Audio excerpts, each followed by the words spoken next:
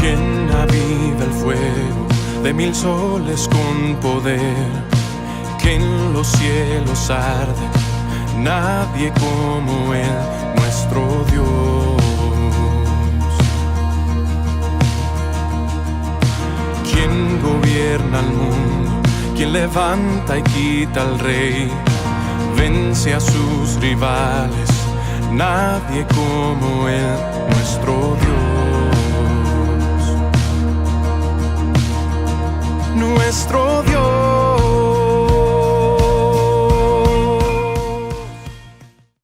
Bienvenidas una vez más a Convertidas por su Palabra. Gracias por estar de nueva cuenta con nosotros. Gracias por estarnos acompañando a leer este maravilloso libro de Isaías. Hemos orado al Señor para que nos abra el entendimiento, nos dé comprensión, toque tu vida como lo ha hecho con la nuestra cada vez que nos conforta a través de ella y también, ¿verdad? Nos revela nuestra condición. Hoy estamos con el capítulo 29, este capítulo que habla sobre la destrucción de Jerusalén, la iniquidad del pueblo y las condiciones de los últimos días. Así que te invito a que lo leas detenidamente en casa por completo. Recuerda que solamente puntualizamos en los versos, ¿verdad?, más relevantes. Y hoy vamos a ver esto, cómo el Señor se dirige al pueblo de Jerusalén como ay de Ariel. Se recuerdan que estamos mirando los ayes en esta sección que iniciamos y habla aquí de Jerusalén, pero el Señor se dirige a él, dice en el primer verso, ay de Ariel, ciudad donde habitó David, ¿sí? Y el Señor nombra de esta manera a Jerusalén. Se dice que significa león de Dios y este pasaje se usa como una referencia meramente simbólica para Jerusalén. Es la única vez en el que se le llama a Jerusalén Ariel. Y bueno, este sarcasmo, por así decir, que Isaías usaba contra Jerusalén llamándole Ariel, era porque estaba llena de orgullo, ¿sí? Y bueno, pues sabemos que Jerusalén descansaba en su herencia espiritual en lugar de su realidad presente, ¿verdad? Es la ciudad donde David habitó, dice, y vive Jerusalén para los placeres presentes sin preocuparse por Dios. Por eso el sarcasmo de llamarle Ariel.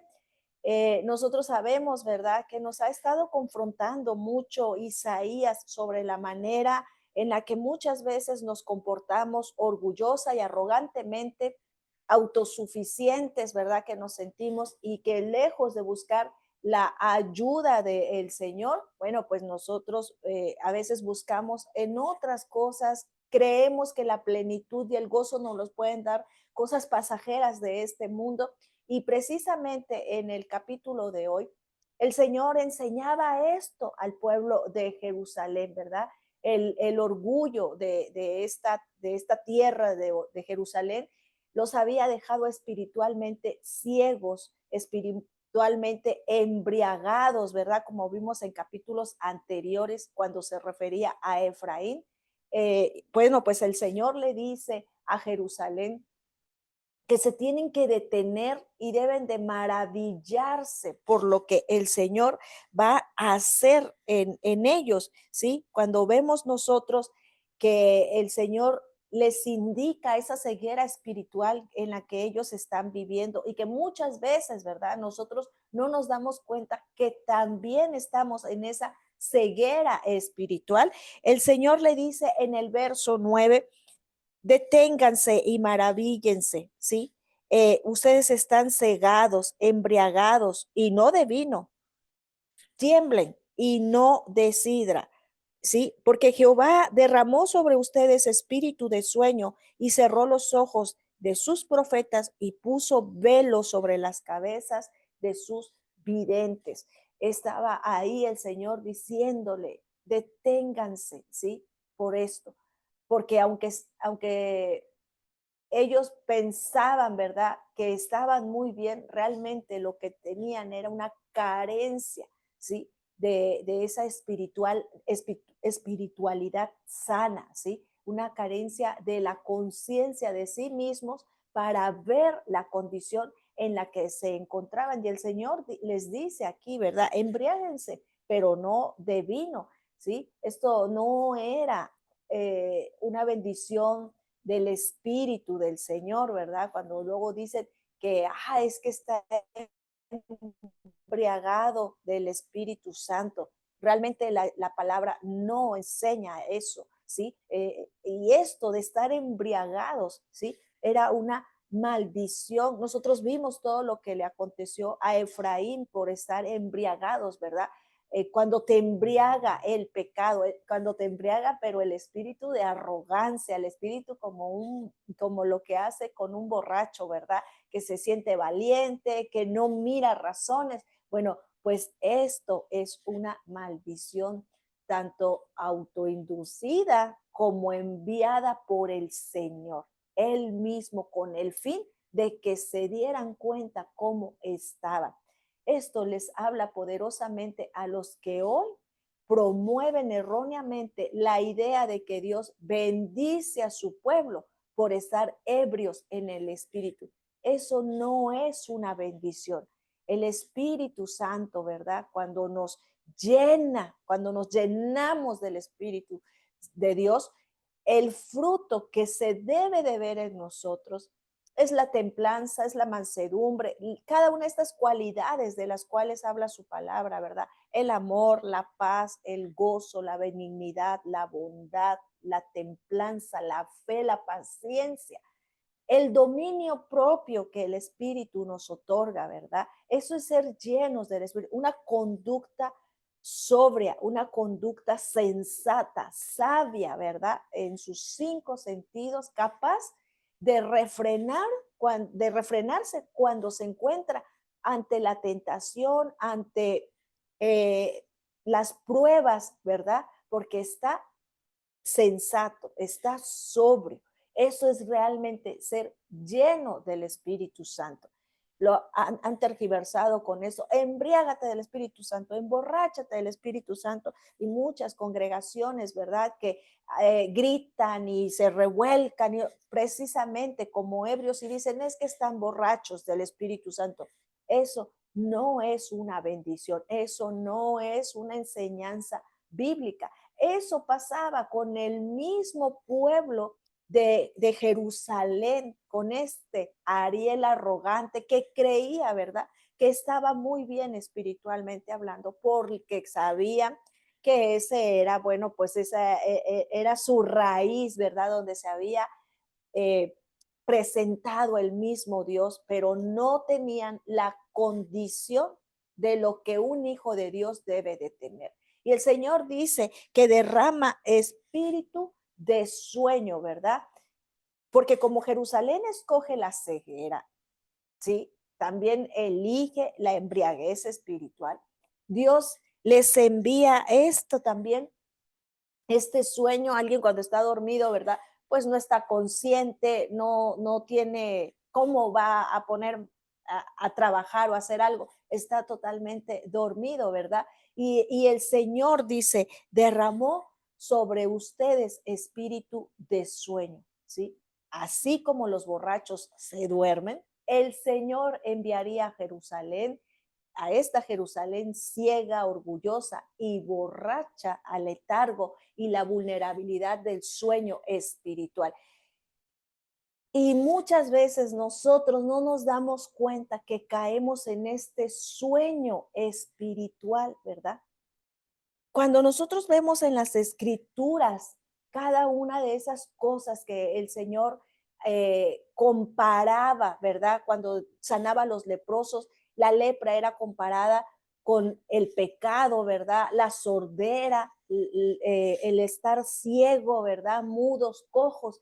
Asimismo, ahora el Señor le dice a esta tierra de Jerusalén, ¿verdad?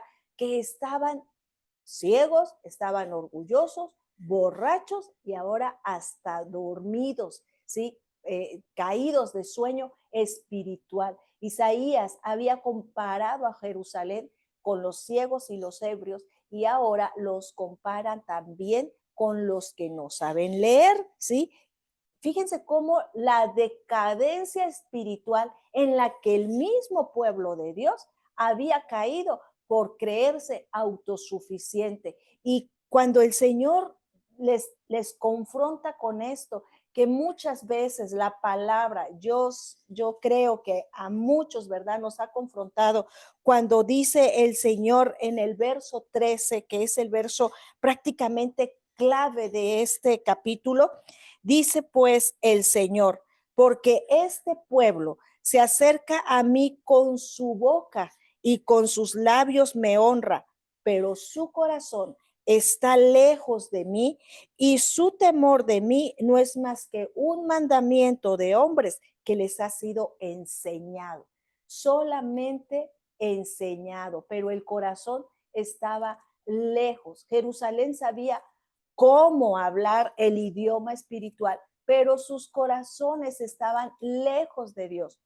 No siempre se puede distinguir el corazón de una persona por lo que dice, ¿sí? Hay gente que sabe hablar muy bien, ¿verdad?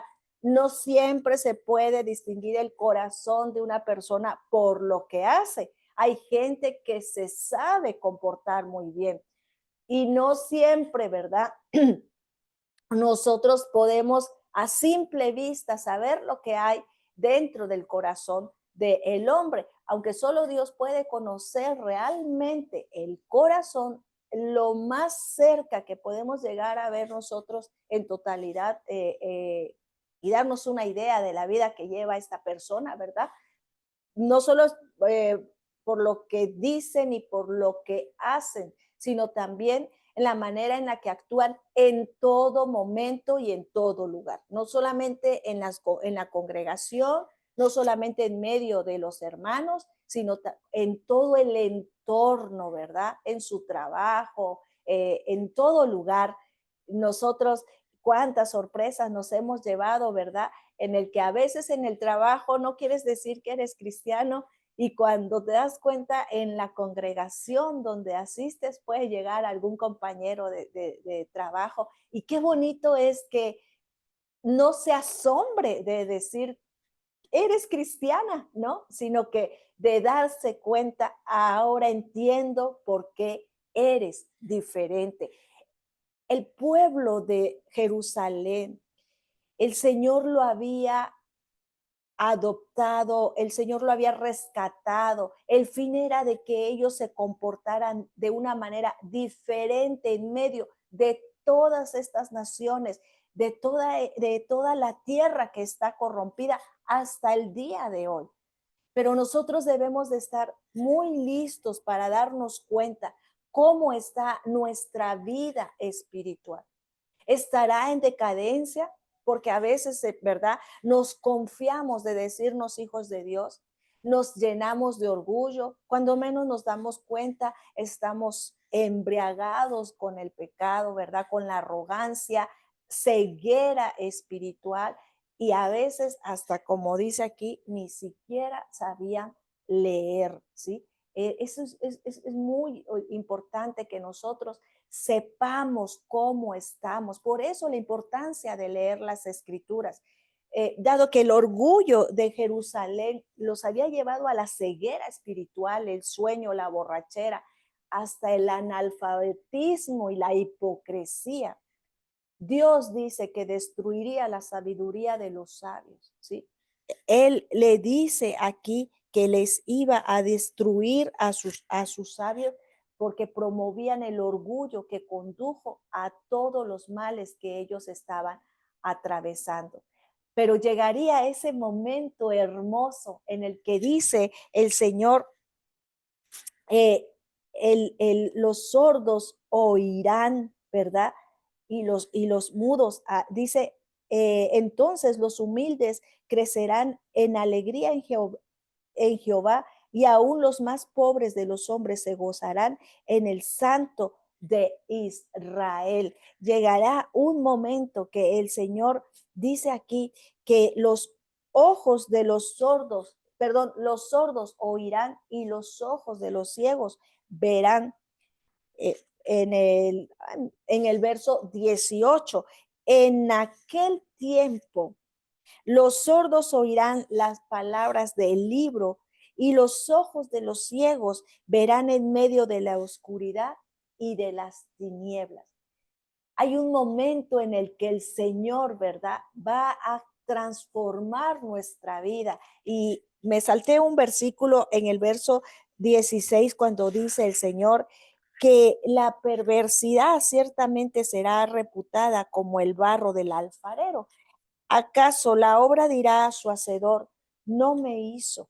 Dirá la vasija a aquel que la formó, no entiendo. Y el Señor habla de esta metafóricamente de lo que la vasija, ¿verdad? No puede hacer con su hacedor, con su creador. El pueblo de Jerusalén no podía decir esto. El Señor llegaría el momento en que iba a quitar de ellos toda la arrogancia, que les iba a abrir los ojos a los sordos a los oídos y los ojos a los ciegos.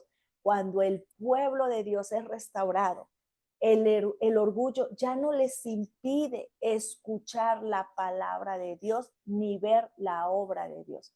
Así como estos malos, ¿verdad? En el ámbito natural, como trabajan, ¿verdad? También en lo espiritual, ¿verdad? Hay esa maldad. Necesitamos buscar humildemente a Dios para que nuestros oídos oigan y nuestros ojos puedan ver, ¿sí? Y dice el Señor, entonces en el verso 19, entonces los humildes crecerán en alegría en el Señor Dios, y aún los más pobres de los hombres se gozarán en el Santo de Israel. Esta alegría es la recompensa adecuada para los humildes, aquellos quienes, como decía el Señor Jesús en las bienaventuranzas, bienaventurados los pobres de corazón, bienaventurados los humildes, los que reconocen que, Señor, no tenemos cómo, no nos alcanzan las fuerzas, estamos ciegos, estamos sordos, los que reconocen su decadencia espiritual y acuden al Señor, ¿sí? Llegará ese momento en el que estaremos llenos de alegrías. Cuando nosotros somos humildes, teniendo una estimación precisa de nosotros mismos y una perspectiva adecuada de nosotros mismos, en relación con Dios y los demás, nuestras vidas se llenan de mayor alegría. Es importante que a la luz de la escritura y lo que hemos visto hoy, nosotros podamos ver, Señor, no estaré yo cayendo en esa decadencia espiritual, ¿sí? Y dice que los extraviados, dice, y los extraviados de espíritu aprenderán inteligencia y los murmuradores aprenderán a doctrina. Con esto cierra el Señor aquí. Finalmente llegará ese día de restauración de Dios y la verdad será enseñada, conocida y exaltada, ¿verdad? Aquellos extraviados de espíritu aprenderán inteligencia y los murmuradores ahora sabrán de más porque conocen la verdad. Y nosotros también estamos en ese tiempo, desde este lado de la eternidad. Nosotros podemos hacer eso, podemos tener este gozo, podemos aprender doctrina, podemos, ¿verdad?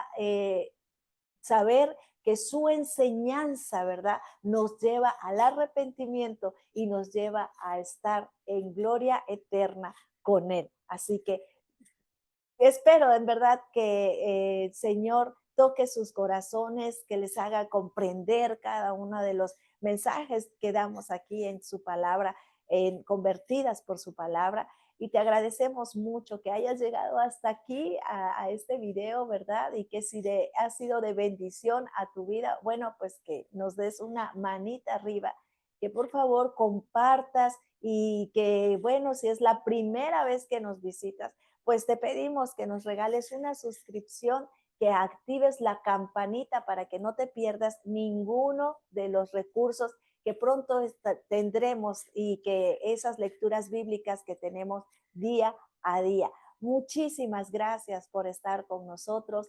Les mando muchos saludos, muchos corazoncitos, como siempre, a cada uno de los que nos miran en la República Mexicana, a nuestras hermanas de Juárez, a cada lugar, ¿verdad?, de Latinoamérica que nos ven y hasta el otro lado del continente. Mando saludos especiales a nuestra querida Cachita y a Cristian, que siempre están atentos a la enseñanza de su palabra. Dios les bendiga. Nos vemos el próximo capítulo.